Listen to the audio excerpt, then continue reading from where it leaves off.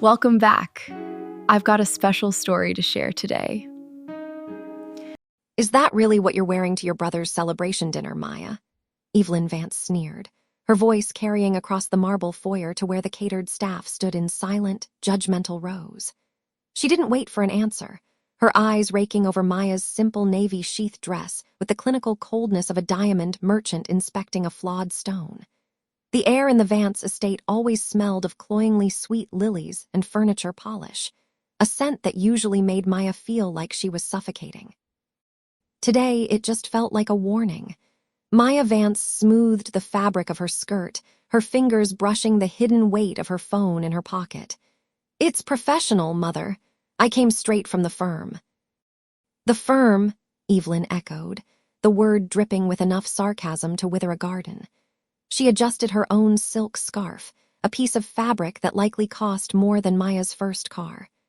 "Your little drafting hobby is no excuse to embarrass this family when Julian has just secured the most significant acquisition in Vance global history. Try to blend into the shadows tonight. I won't have you dampening his moment with your drabness." Evelyn turned on a designer heel and swept toward the dining room, leaving a trail of expensive perfume in her wake. Maya stayed behind for a heartbeat, her pulse thrumming a steady, rhythmic beat against her ribs. She wasn't the trembling girl they remembered. She was an architect. She understood how structures fell, usually from a single, overlooked crack in the foundation. Inside the dining room, the atmosphere was thick with the sound of heavy silver clinking against fine bone china. Julian Vance sat at the head of the long mahogany table, looking every bit the golden heir. He was mid-laugh, his face flushed with expensive scotch and unearned confidence.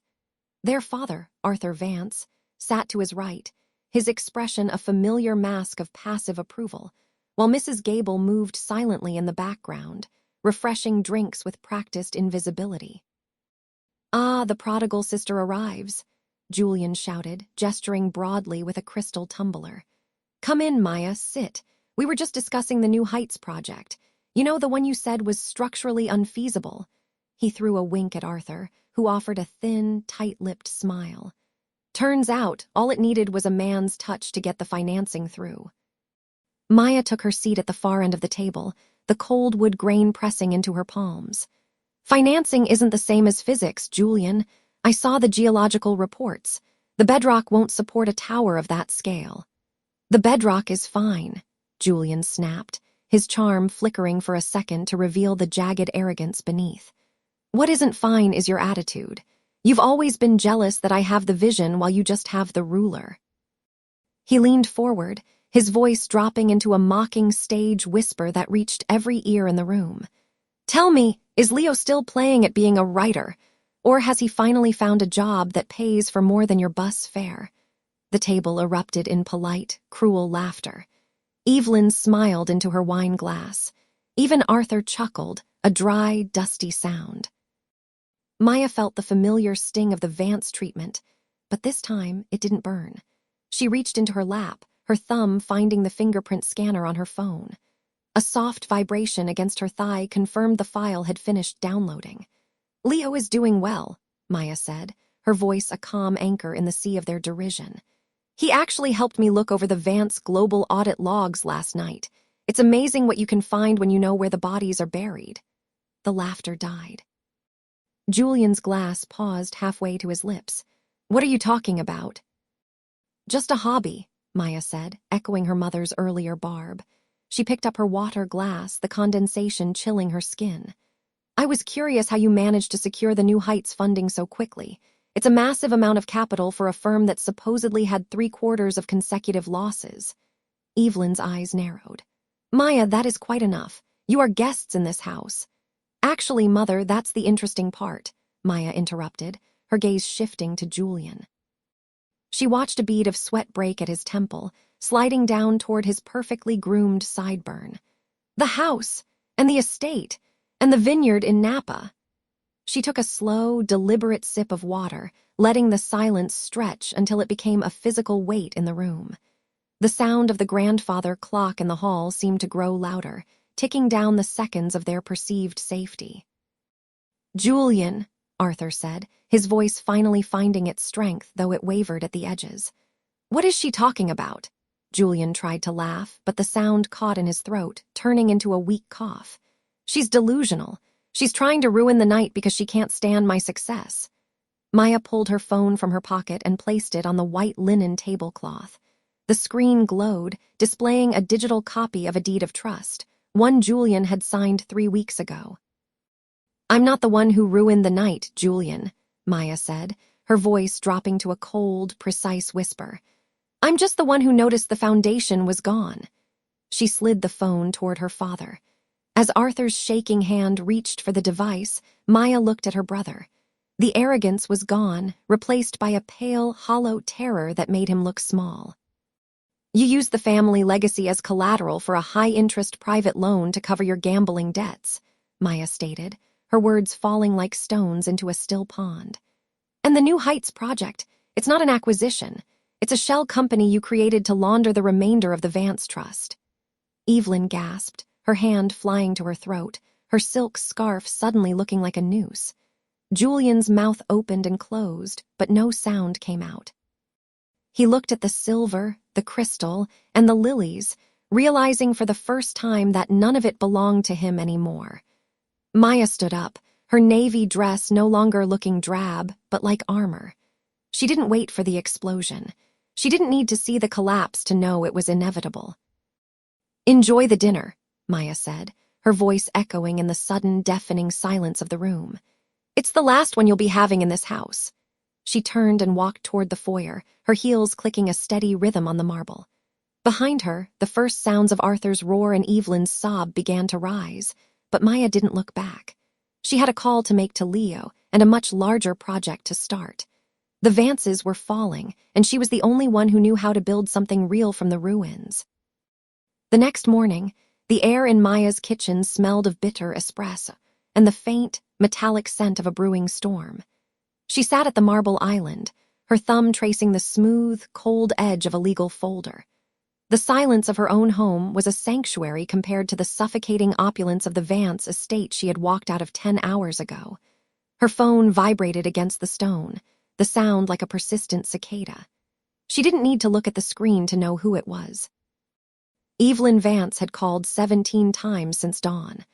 Maya finally swiped the screen and held the device to her ear, saying nothing. You will return to the house this instant, Evelyn snapped, her voice trembling with a practiced, sharp-edged authority. There was no good morning, no inquiry into Maya's well-being. Julian is humiliated. He spent the night in a state of collapse because of your little theatrics. Do you have any idea what the neighbors heard, what the staff is whispering? I imagine they're whispering the truth, Evelyn, Maya said, her voice like a sheet of glass. That the house doesn't belong to Vance anymore. Don't you dare use that tone with me, her mother hissed. You are an ungrateful girl who has forgotten who provided for her. Julian is the future of our name. Whatever administrative error you think you've found, we will rectify it. You will sign the quitclaim deed by noon, or I will be forced to tell the board of the foundation that you've had a mental break. I will protect my son's reputation from your jealousy, Maya, even if I have to destroy yours to do it. The line went dead. Maya set the phone down, her pulse steady despite the venom still ringing in her ears. The threat wasn't a surprise. It was the second time in 24 hours her mother had chosen the golden son over the daughter who had spent a decade fixing his messes. A heavy shadow fell across the counter as Leo Thorne stepped into the room. He placed a warm hand on her shoulder, the scent of his sandalwood cologne grounding her. He didn't ask if she was okay. He had heard the volume of Evelyn's screeching. Instead, he slid a fresh stack of documents onto the island. She's doubling down, Leo said, his voice a low, soothing rumble. I just got word from the forensic accountants. Julian didn't just gamble away the liquid assets, Maya. He forged your signature on 3 separate high-interest loans, using the family's charitable trust as collateral. He wasn't just losing his own inheritance. He was stealing from the children's wing at the hospital. Maya felt a sharp, cold prickle of rage. She opened the folder, her eyes locking onto the jagged scrawl at the bottom of a loan agreement. It was a crude imitation of her handwriting, bold, arrogant, and sloppy. He thought I'd never check because I was too busy keeping the roof from leaking, she whispered. She touched the paper, the texture of the heavy vellum feeling like an indictment. He really thinks he's untouchable because Arthur looks the other way and Evelyn treats him like a god. They don't know the clock has already started, Leo reminded her. He pulled out a gold-embossed card from his pocket. The Vance Legacy Gala is in 3 days. The entire board will be there. The press, the donors. Julian thinks he's giving the keynote speech to celebrate 50 years of Vance integrity. Maya looked at the card, then back at the forged signature. The irony was a bitter weight in her chest. For years, she had been the silent architect of their success, the one who worked in the shadows so they could shine in the light. Now, she would use that same light to show the world the rot beneath the gold leaf. Let him prepare his speech, Maya said, her eyes narrowing as she felt the shift in power. Let him buy the most expensive tuxedo in the city on a credit card that's about to be declined. I want him at that podium when the music stops. And Arthur? Leo asked. My father chose silence a long time ago, she replied, closing the folder with a sharp, final click. He can watch the collapse from the front row. She stood up, her movements fluid and purposeful. The countdown had begun. She had 72 hours to ensure that when the Vance name finally fell, it didn't take her down with it. Maya walked toward the window, watching the sun rise over a city that still believed the Vances were royalty. She pulled out her phone and dialed a number she hadn't called in years. Mrs. Gable, Maya said when the call connected. It's Maya. I need the original ledger from 1974. The one my grandfather kept in the private vault. Yes, the one Julian thinks was lost in the fire. She caught her reflection in the glass, calm, resolute, and dangerous. The lion was no longer sleeping, and the hunters were about to become the prey. 2 days had passed since Maya Vance made the call that would dismantle her brother's world. The morning air was crisp, carrying the sharp scent of impending rain and wet pavement as she climbed the narrow, creaking stairs to Mrs. Gable's third-floor apartment. This was a world away from the polished marble and climate-controlled silence of the Vance estate. Here, the hallway smelled of floor wax and the comforting, sharp aroma of peppermint tea. Mrs. Gable opened the door, her eyes scanning the hallway with a practiced caution before she pulled Maya inside. The older woman looked frail, her floral housecoat hanging loose on her frame, but her hands were steady as she reached into a heavy ceramic jar on the counter and produced a tarnished brass key. Your grandfather knew this day would come, Maya, Mrs. Gable whispered, her voice like rustling leaves. She led the way to a small, cedar-lined closet in the back of the living room. He told me Julian Vance would inherit his father's charm, but none of his soul. He said, if the boy ever tries to burn the house down just to keep himself warm, give this to Maya. The sound of the key turning in the lock was a heavy metallic thud that seemed to vibrate through the floorboards. Mrs. Gable pulled out a leather-bound book, its edges frayed and darkened by decades of storage. Maya took it, the unexpected weight of the parchment making her pulse quicken. The smell of old ink and dry, yellowed paper hit her, the unmistakable scent of a long-buried truth. She opened the ledger to the 1974 entries. Her eyes narrowed as she traced the flowing, elegant script of her grandfather. It wasn't just a record of finances. It was a map of a systematic, decades-old legal bypass. Julian hadn't just been losing money. He had been building his entire lifestyle on a foundation that had been legally severed from the main Vance line 50 years ago. Her phone buzzed in her pocket, the screen displaying Julian's name. Maya hesitated, then answered, keeping her voice as flat as possible. Where the hell are you?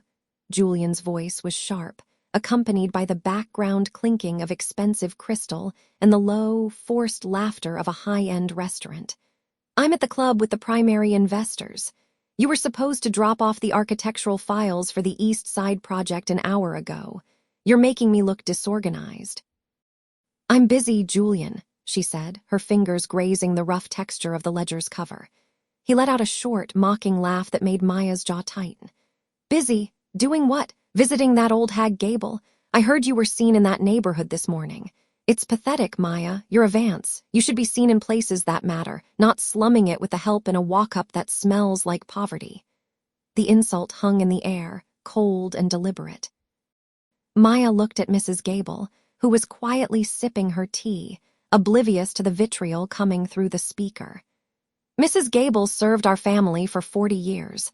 She deserves more respect than you've shown anyone in your entire life. Respect is earned through net worth and influence, not years of fetching tea, Julian snapped, his tone dripping with the casual arrogance of a man who had never been told no. Listen, I don't have time for your little moral crusades. I've decided to sell the grandfather's archives, the whole collection. Some historian from London offered a fortune for the private journals and the original ledgers. I need the liquidity for the new venture before the board meeting. A cold shiver went down Maya's spine, but it wasn't fear. It was the thrill of a trap snapping shut. You can't sell those, Julian. They are the history of this family. Everything with the Vance name on it is mine to sell, he countered, his voice rising in entitlement. I'm the head of this family.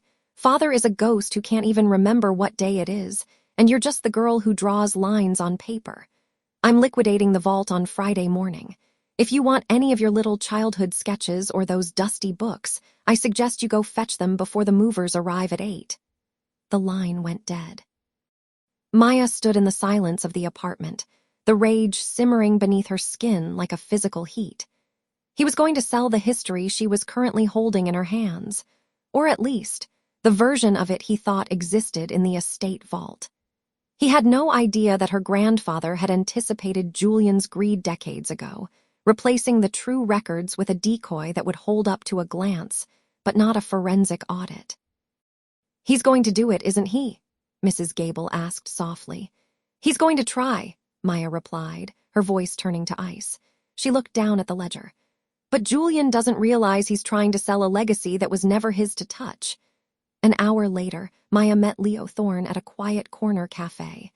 The smell of roasted beans and the hiss of the espresso machine provided a neutral backdrop for the storm she was about to unleash.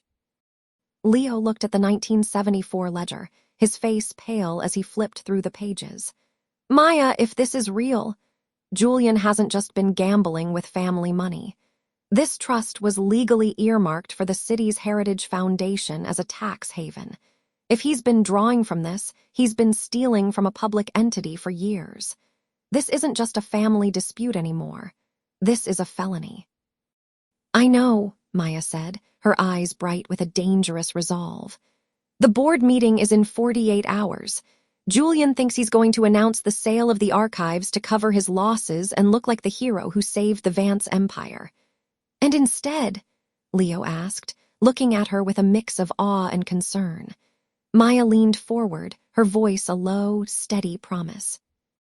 Instead, he's going to stand at that podium in front of the press and the board, and I'm going to show them that every cent he spent on his cars and his clubs is a debt the state is about to collect. I'm not just going to stop the sale, Leo. I'm going to make sure the world sees Julian Vance for exactly what he is, a common thief in a $5,000 suit. She checked her watch. The countdown was no longer a threat. It was a symphony she was conducting. She reached into her bag and touched the cold, hard surface of the digital recorder. 48 hours until the Vance name meant nothing, and the truth meant everything. The day before the board meeting, a deceptive calm settled over the Vance estate, though the air inside the library tasted of ozone before a storm. Maya Vance walked across the hand-woven Persian rug, her footsteps muffled, her expression a mask of practiced indifference. She found Julian standing by the floor-to-ceiling windows, a glass of 30-year-old Macallan in his hand, looking out over the manicured lawn as if he already owned the horizon. He didn't turn when she entered, but the smug tilt of his chin told her he knew exactly who was standing behind him. You're hovering again, Maya, he said, his voice smooth and dripping with the unearned confidence of a man who believed his own lies. He took a slow sip of the amber liquid, the ice clinking against the heavy crystal. If you're here to talk me out of the sale, save your breath. The archives are a dead weight. Selling them is the only way to keep this family in the lifestyle you've become so accustomed to. She didn't flinch. She simply moved to the mahogany desk, her fingers trailing over the cold, polished wood. "I'm not here to talk you out of anything, Julian. I'm here to make sure you're prepared for the scrutiny. The state has a way of looking into the fine print when legacy assets are liquidated." He finally turned, a sharp, barking laugh escaping his lips. He looked her up and down, his eyes lingering on her simple charcoal suit with visible disdain. "The state, please. I've handled the state for years. You've been spending too much time with Leo Thorne. That husband of yours has always had a peasant's fear of authority. It's rubbing off on you." The mention of Leo's name was a deliberate jab, a familiar attempt to remind her of the life she had chosen outside the Vance golden circle. Maya felt the heat of indignation rise in her chest, but she pushed it down, replacing it with the icy resolve that had become her shield. She reached into her pocket, her thumb brushing the sleek metal of her recorder, a silent promise of the storm to come. "Leo understands the value of a solid foundation," she replied, her voice low and steady. "Something you might want to consider before you stand in front of those cameras tomorrow. Foundations have a habit of crumbling when they're built on hollowed-out accounts." "Is that a threat?" Julian Vance stepped toward her, the smell of peated scotch and expensive cologne filling the space between them. He was a head taller, using his height to try and diminish her, just as he had since they were children. "Because from where I'm standing, you're just a disgruntled sister who couldn't cut it in the family business." Before she could answer, the heavy library door creaked open. Evelyn Vance stepped inside, her pearls gleaming under the chandelier, her gaze sweeping over the room with the clinical precision of a general inspecting a battlefield. She didn't look at Maya. Her eyes were fixed solely on her son, her pride and her greatest failure. "Julian, the tailor is here for your final fitting," she announced, her tone brooking no argument. She finally spared a glance for Maya, her lips curling into a thin, tight smile. "Maya, dear, do try to stay out of the way tomorrow. We have a reputation to maintain, and your intensity is a bit much for the press. Perhaps stay in the back with your father. Arthur is already practicing his silent support face." Arthur Vance sat in the corner armchair, a book open on his lap that he hadn't turned a page of in an hour. He looked up, his eyes meeting Maya's for a fleeting second.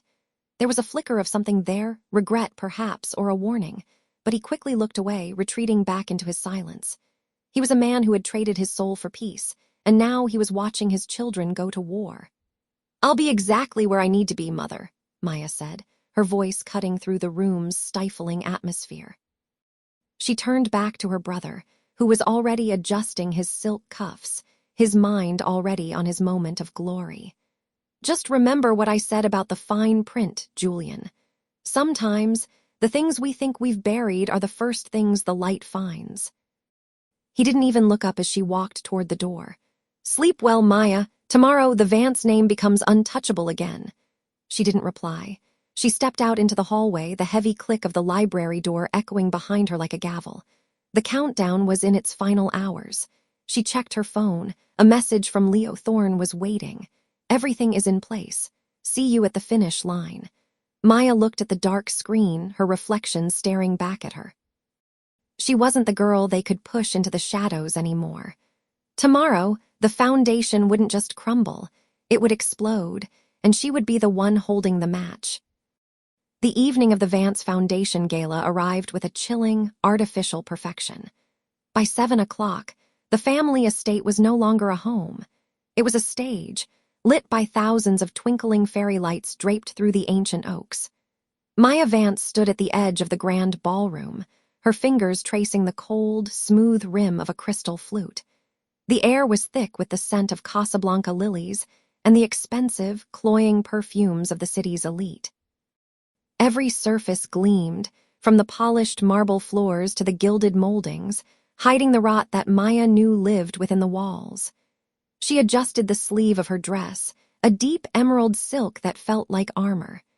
She had spent a lifetime trying to blend into the shadows of this house, but tonight she stood perfectly still, watching the predators circle.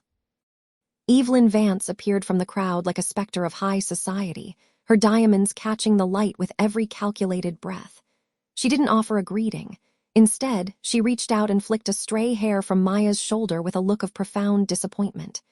"You look adequate, Maya," she said, her voice a low, elegant rasp. "Try to keep that husband of yours in the corner. This is a night for the Vance name, not for whatever it is Leo Thorne does with his hands. We have the governor's biggest donors in this room. Don't let your common tastes ruin Julian's moment." Maya felt the familiar sting, the sharp jab of her mother's practiced cruelty, but she didn't flinch. She simply took a slow sip of her water, her eyes meeting Evelyn's cold gaze. "Julian's moment is exactly what I'm here for, Mother. I wouldn't miss it for the world."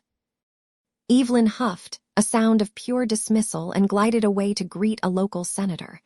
Maya watched her go, then felt a warm hand settle on the small of her back. She didn't need to turn to know it was Leo. His presence was the only thing in this room that felt real. "The servers are in place," Leo whispered, leaning down as if to kiss her cheek. "The digital feed is locked. All we're waiting for is the keynote." "He's actually going to do it," Maya murmured, her eyes finding Julian across the room. Her brother was the center of a laughing circle, holding a glass of vintage scotch that likely cost more than a month of Maya's mortgage.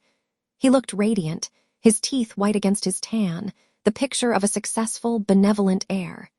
"He's going to announce the expansion of the foundation using the funds he's already gambled away." "Arrogance is a hell of a drug," Leo said quietly. "He thinks because he's a Vance, the math will just change for him." Julian's laughter boomed across the marble.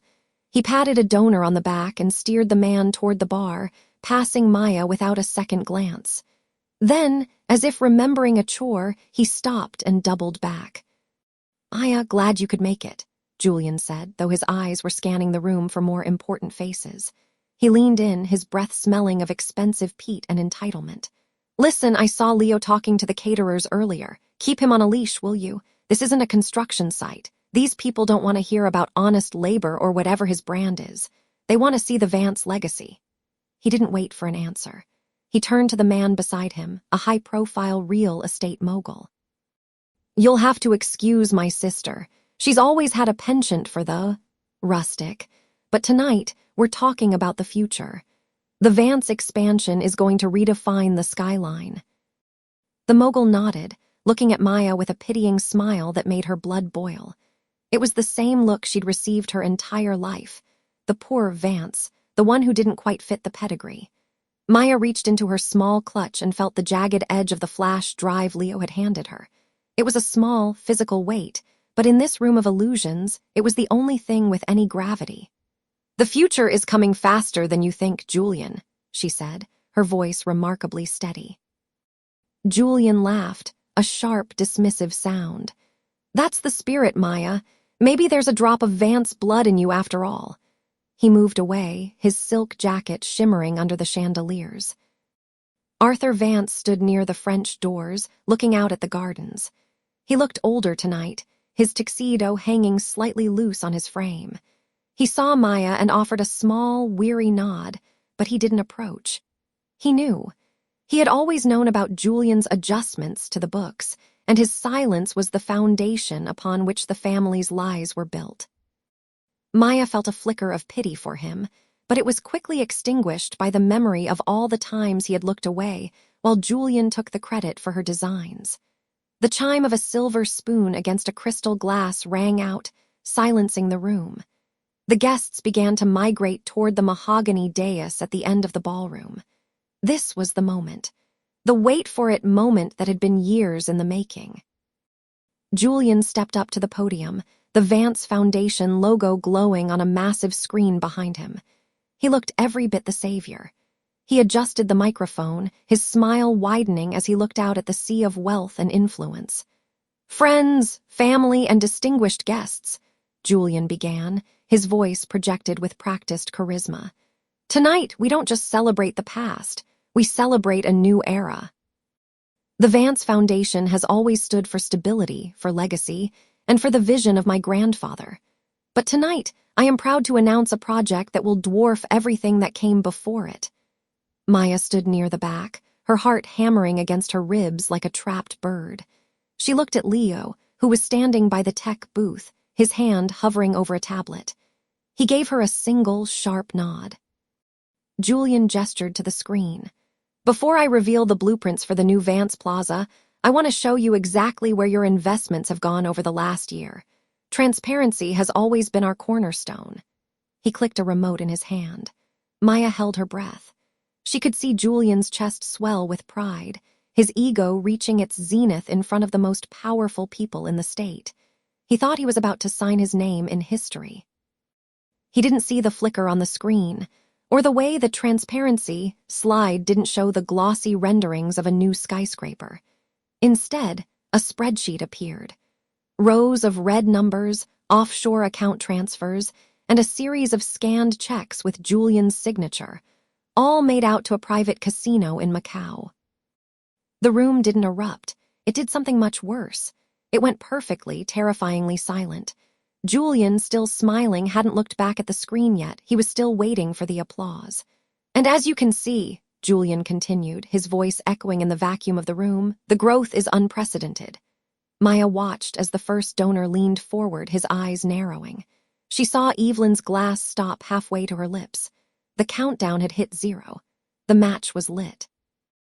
The silence stretched for 10 agonizing seconds, a vacuum that seemed to suck the very oxygen from the grand ballroom. Julian Vance remained frozen in his triumphant pose, his hand still extended toward the screen as if he could manually push the image of his own ruin away. He hadn't looked back yet. He was still waiting for the thunderous applause of the elite, his ego shielding him from the reality of the spreadsheet glowing behind him. Maya Vance stood by the heavy velvet curtains, her pulse a steady, rhythmic drum against her ribs. She could smell the cloying, oversweet scent of the lilies decorating the stage, a funeral aroma for a living man's reputation. She watched her brother's silhouette against the projected evidence of his theft, the Macau casino transfers, the forged signatures, the systematic bleeding of the family trust. "Julian," a voice cracked. It was Mrs. Gable, the foundation's largest donor. She stood up, her pearls rattling against her silk gown. "What is that?" He finally turned. The transition was slow, almost mechanical. As his eyes landed on the screen, the blood didn't just leave his face. It seemed to evaporate, leaving his skin the color of wet parchment. His jaw unhinged, his lower lip trembling with a rhythmic, pathetic twitch that he couldn't suppress. The arrogant spark in his eyes died instantly, replaced by a hollow, frantic glassiness as his pupils dilated in pure, primitive terror. His nostrils flared, his breath hitching in ragged, audible gasps that cut through the silence like a saw. He looked less like a tycoon and more like a cornered animal realizing the cage was electrified. It's a mistake," he stammered, his voice jumping an octave. He looked toward the tech booth, his hands shaking so violently he had to tuck them into his pockets. "A glitch! Someone has hacked the presentation. This is a joke." He looked to the front row for support, but the wall of protection had already begun to crumble. Evelyn Vance had gone ashen, her fingers digging so deeply into her leather clutch that the material groaned. She didn't stand to defend him. She didn't offer a charming redirection. She simply stared at the numbers, her mouth a thin, hard line of social calculation. Beside her, Arthur Vance closed his eyes and lowered his head, the posture of a man who had spent a lifetime waiting for this specific ceiling to fall. "It's no joke, Julian," Maya said, her voice cutting through his frantic babbling. She stepped out from the shadows of the curtain, the light hitting her face. She felt remarkably cold, her mind sharp and clear. "The casino in Macau confirmed the wire transfers this morning. The bank in the Caymans provided the signatures." Julian Vance lunged toward the podium, his composure shattering into jagged pieces. You did this. You're jealous because you were never part of the inner circle. You're trying to destroy this family. The family was destroyed the moment you mistook the trust fund for a deck of cards," she replied. She didn't raise her voice, but the clarity of her tone made him flinch. The room erupted then, not with applause, but with the sharp, clinical sound of chairs scraping against marble. Mrs. Gable didn't wait for an explanation. She signaled to her husband, her face twisted in a mask of aristocratic disgust. Other donors followed, their whispers rising into a cacophony of condemnation.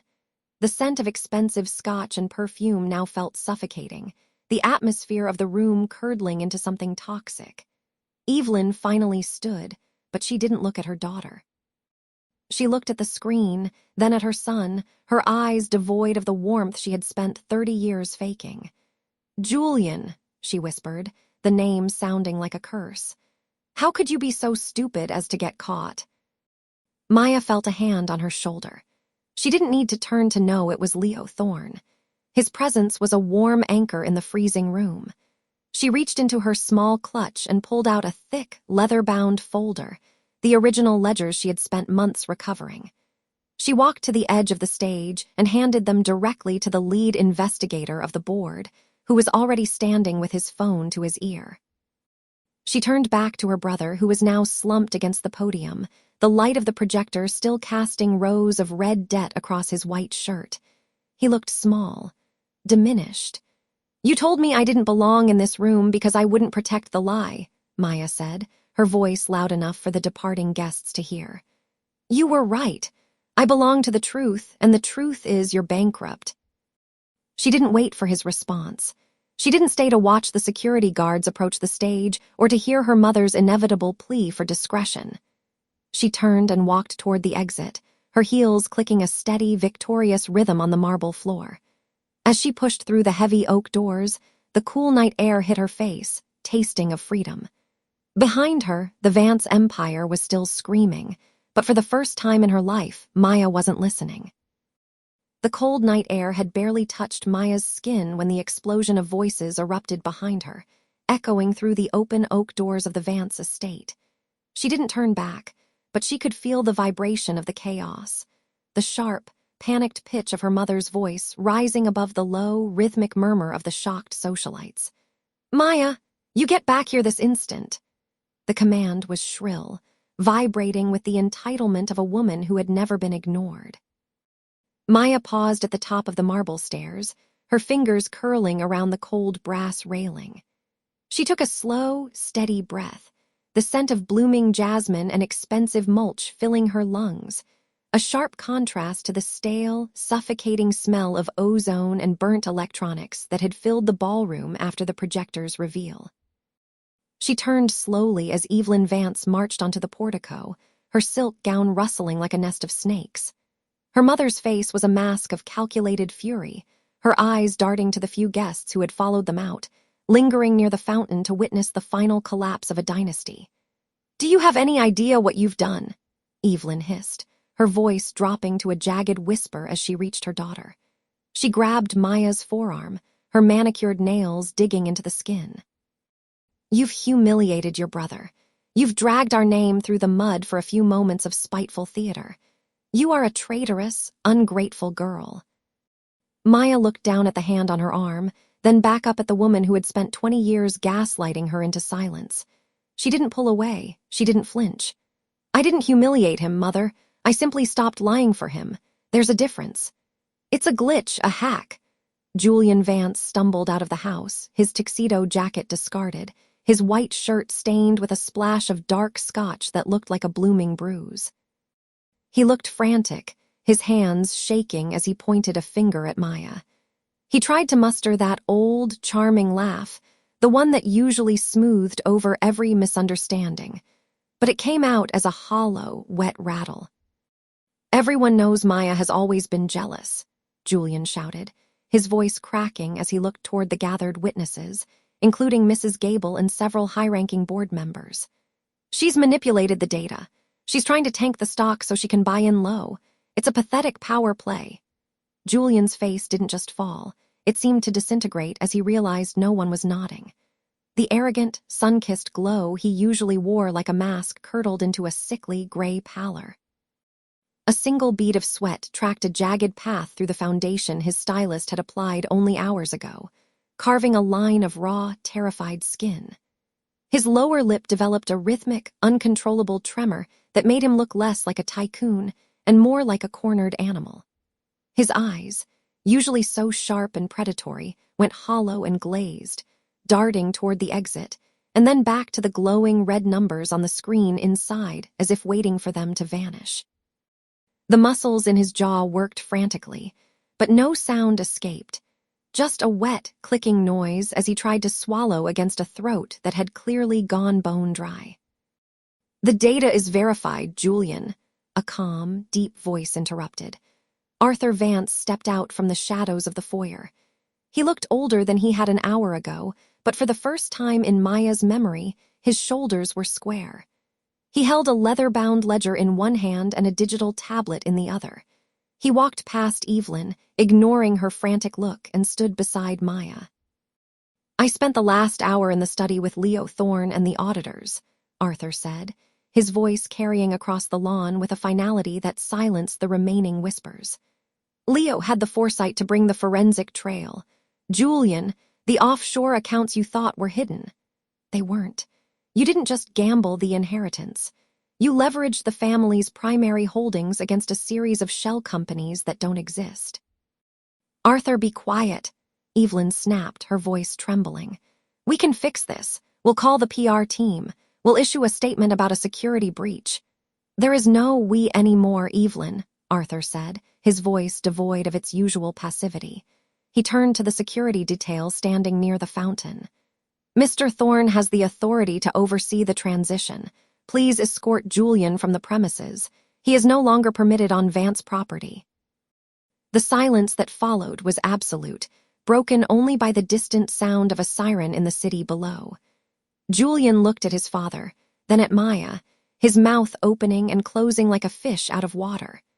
Mrs. Gable turned her back, whispered something to her husband, and began walking toward her limousine. One by one, the other guests followed, their faces turned away from the spectacle of the falling golden boy. Maya felt a hand on her shoulder. Leo Thorne stood behind her, his presence a steady, warm weight. He didn't need to say anything. The look in his eyes told her the authorities were already on their way to the corporate offices. Julian tried to lunge forward, a desperate, ugly snarl forming on his lips.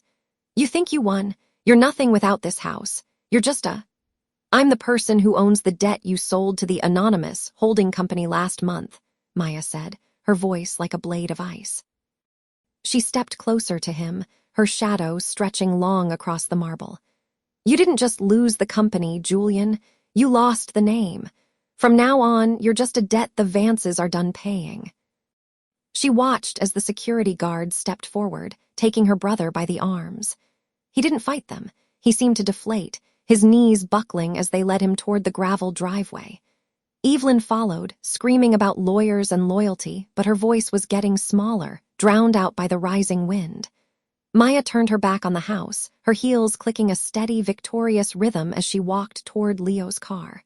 She didn't look back at the lights of the estate. She didn't need to. The fire she'd started was already burning everything she'd outgrown. 6 months had passed since the iron gates of the Vance estate had swung shut behind the last of the moving trucks. Maya Vance stood on the skeletal fourth-floor balcony of her latest project, the sharp October wind whipping through her hair. Below her, the city hummed with a frantic, indifferent energy, but up here, the air tasted of sawdust and curring concrete. She adjusted the strap of her hard hat, feeling the grit of stone dust on her fingers, a tactile reminder of the life she had built from the rubble of her inheritance.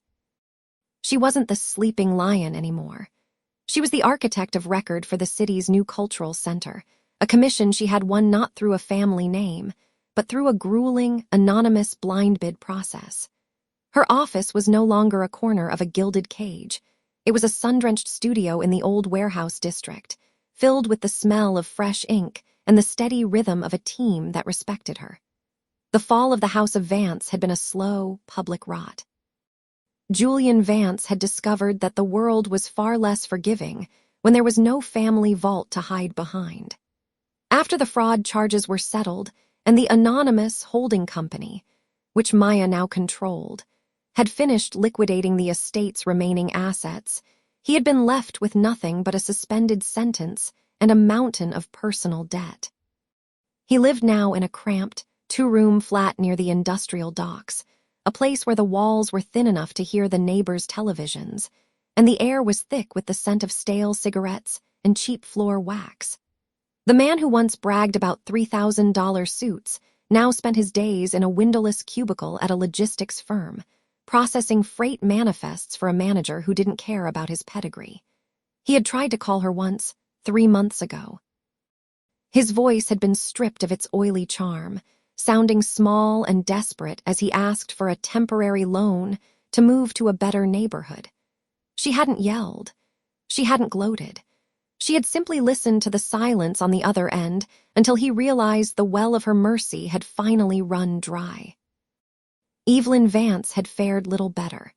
The woman who once ruled the local social scene was now a ghost in the city she had tried to conquer. She lived in a modest townhouse Arthur Vance had managed to secure with the last of his private pension, far from the country clubs and the gala invitations that had stopped arriving the moment the headlines broke. Evelyn still wore her pearls every afternoon, sitting in a parlor that was too small for her grand piano, waiting for a phone that only rang with calls from debt collectors. She spent her days writing letters to old friends who never wrote back, her pride a brittle, yellowing thing. Arthur remained with her, a silent shadow of a man who spent his evenings tending to a small patch of garden, finally finding the peace he had traded away decades ago for the sake of a quiet life. "They're ready for the final walkthrough," a voice said behind her. Maya turned to see Leo Thorne leaning against the doorframe. He looked different now. The tension that had lived in his shoulders for years had vanished. He wasn't just her support anymore. He was her partner in every sense, his own legal practice thriving in the wake of the Vance scandal. He stepped onto the balcony, the cold wind ruffling his coat. He didn't say anything at first, just reached out and took her hand. His palm was warm, a steady anchor against the chill. "Arthur called this morning," Leo said softly. "He wanted to let you know that Julian is struggling. He thought you should know." Maya looked back out at the skyline. The victory was complete. She had her name, her career, and her freedom. She had watched the people who tried to break her collapse under the weight of their own arrogance. But as she looked at the skeleton of the building rising around her, she felt the sharp, cold pang of the cost. She had lost the family she thought she had. She had traded the comfort of a lie for the jagged edge of the truth. "I know," she said, her voice steady as the steel beams beneath her feet. "But I'm not looking back anymore, Leo. There's nothing left there to see." She squeezed his hand once before letting go. She walked back into the building, her boots clicking a firm, resonant rhythm against the concrete floor. Behind her, the sunset caught the glass of the rising tower, reflecting a brilliant, blinding light that obscured the shadows of the past. She didn't look back at the distant hills where the estate once stood. She didn't need to. The life she had outgrown was already a memory, and the one she had earned was finally, undeniably, her own.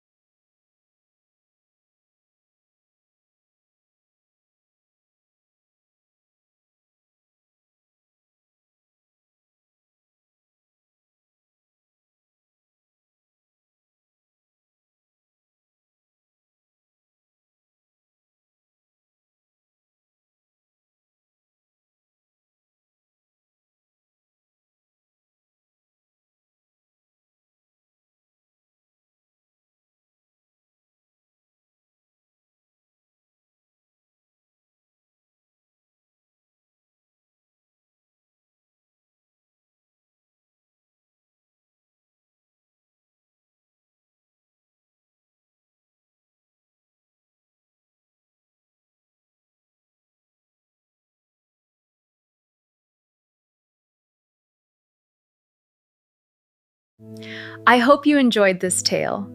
Please subscribe to support the channel. Goodbye for now.